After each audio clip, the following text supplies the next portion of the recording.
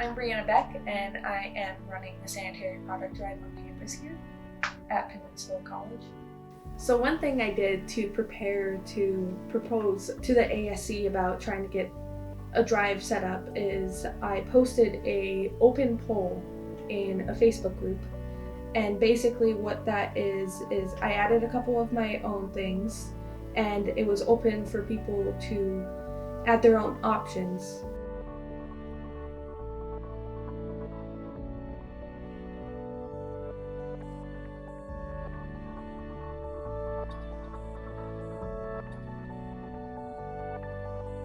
Advisor on campus was filling 2 of the bathrooms, and no one knew who she was, so I found her, and it really sparked an idea to actually try to fill the major bathrooms on campus by setting up a sanitary product drive.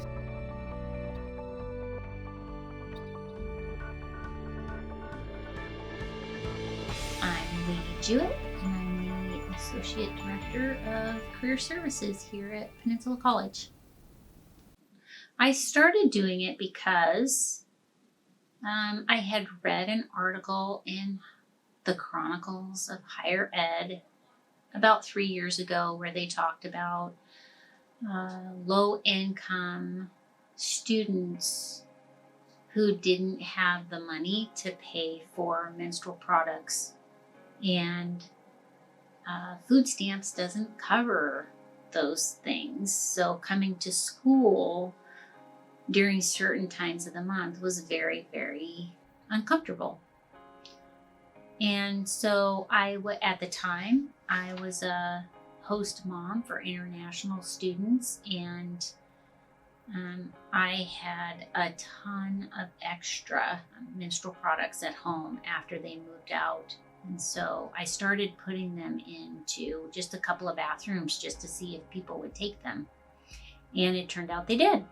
And I honestly was just looking to see if people would be receptive to taking those free products, because I felt like if food insecurity was a problem, then probably sanitary products were a need as well. First of all, I know how expensive sanitary products are. And I know that if you are having to choose between diapers for your kid or food on the table, or even paying your power bill, sanitary products will be the last thing that you buy. I think that it's really sad that it hasn't been considered a necessity.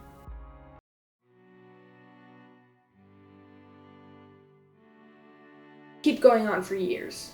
I possibly want it to be added part to the food pantry, because I feel like it's another necessity that people who have menstrual cycles need on campus, because a lot of people don't have access to the correct sanitary products, and I feel like that's the same thing with food.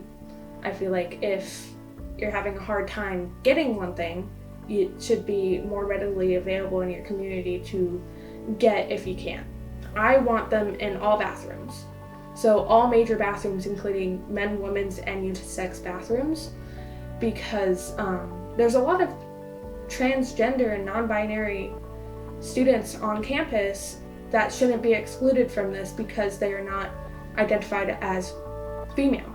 And putting it in the males' bathrooms will also bring more awareness to who's in our community and what their needs are compared to just other students. Maybe if we bring more awareness to it, we can actually keep it in public bathrooms across the city, which might be a little harder to do it because it's less regulated and monitored than the bathrooms on the college campus.